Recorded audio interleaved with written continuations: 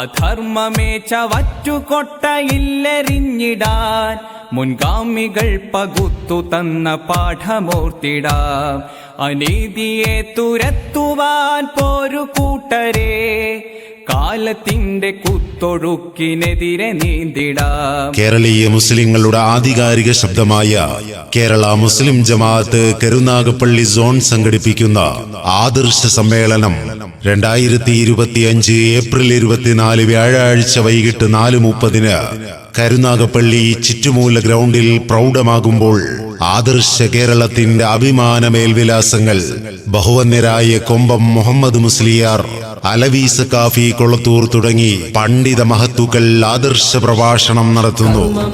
ധർമ്മപാത നമ്മൾ അറിയണം, അധർമ്മമൊട്ടും തീണ്ടിടാതെ നാം നടക്കണം, സ്നേഹ സാന്ത്വനങ്ങളുള്ള മനം തുറക്കണം.